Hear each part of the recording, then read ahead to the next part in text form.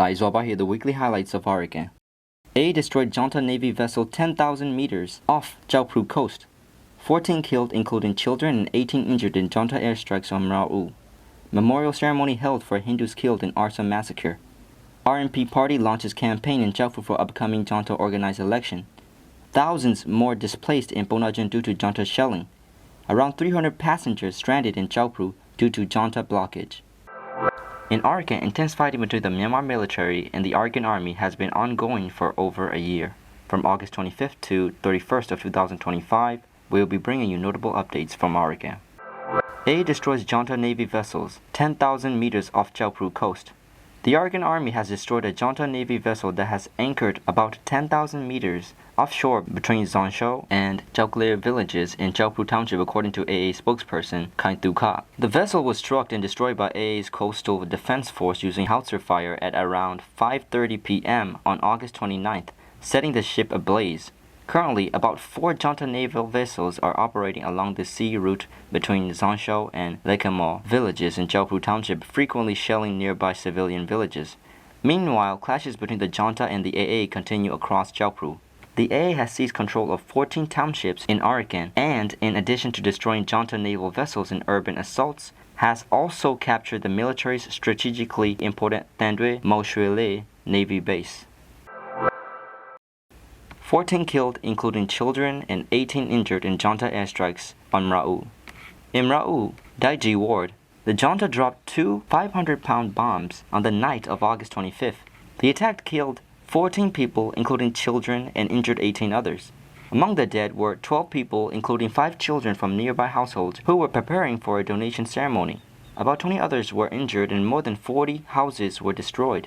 2 of the wounded later died while receiving emergency medical treatment due to severe injuries. On the afternoon of August 26th, the Junta also carried out an airstrike on Kyaukphyu village in Mrauk township. Though no casualties were reported, human rights activists have urged effective action against the Junta, which continues to deliberately target civilians and commit human rights violations. The Arakan army stated that the Junta, now suffering defeats across the country, is systematically attacking non-military sites such as schools, hospitals, markets, religious buildings, IDP camps, and civilian-populated areas, committing blatant war crimes. Memorial ceremony held for Hindus killed in ARSA massacre.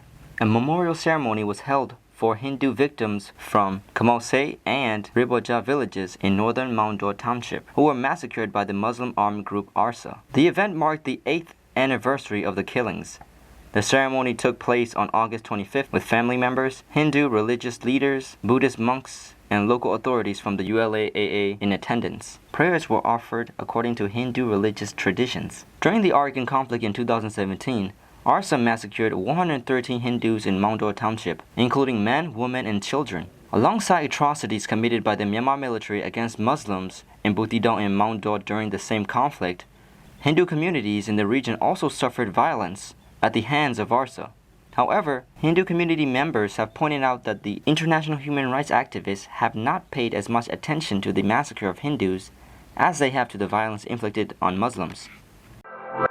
The Rakhine Nationalities Party, RNP, founded by Uba Sheng, has begun its political activities in Kyaukphyu in preparation for the Junta-Organized election.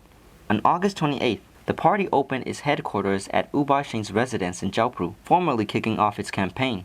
Uba Sheng was previously a senior leader of Arakan National Party (ANP) and won a Britulato seat representing Kyaukphyu Township in the 2015 election. He had attempted to re-register the ANP for the upcoming election, but the Junta's Union Election Commission rejected the request, leading him to establish and lead the new RNP party.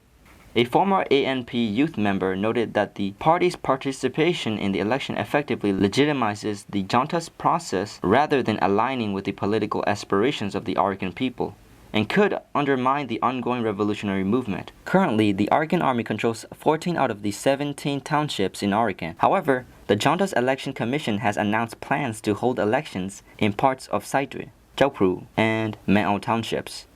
A spokesperson, Kyaukphyu, has stated clearly that the group will not allow elections to be held in its controlled areas, saying the Junta's planned vote will bring only confusion rather than benefits to the public.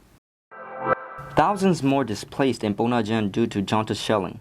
Ongoing artillery attacks by Junta ground and naval forces based in Saitre have forced thousands of residents in Ponnagyun Township, Arakan, to flee their homes again, according to local sources. In late August, nearly 5,000 residents from villages including Gwendo, Aidan, Jueto, Danko, Jorzan, Badida, Saint-Angri, Atote, and Debelen were displaced due to heavy shelling. Villagers say Junta battalions stationed in Saitre frequently target villages in Ponnagyun Township with heavy weapons, causing not only civilian casualties, but also extensive damage to homes. Although there are no major ground battles between the Junta and the Arakan army in Saitre Township at present, both sides remain on high alert and continue to exchange artillery fire. The conflict in Arakan has already displaced more than 600,000 people who continue to struggle with severe shortages of food, shelter, healthcare, and education. Around 300 passengers stranded in Kyaukphyu due to Junta blockage. About 300 passengers are currently stranded in Kyaukphyu, Arakan. After the Junta blocked onward travel from the town, according to local sources, the Junta imposed restrictions in the third week of August, preventing people arriving on the Yangon-Kyaukphyu flight from traveling onward to other parts of Arakan. Many of the stranded passengers are Arakan residents who had been living in other regions of Myanmar and were returning home via Kyaukphyu. Normally, onward travel from Kyaukphyu requires township-level administrative permission, but the Junta has now blocked such approvals, causing people to be stuck in the town. With the delay dragging on, stranded passengers are facing financial hardships and difficulties with food and accommodation. As clashes between the Junta and the Arakan army intensify near Kyaukphyu, the Junta has tightened security measures in the town, leading to growing concern among local residents. These were the main highlights of the past week in Arakan. This program is presented every Tuesday, so please stay tuned. May all people of Arakan and the world stay healthy and safe.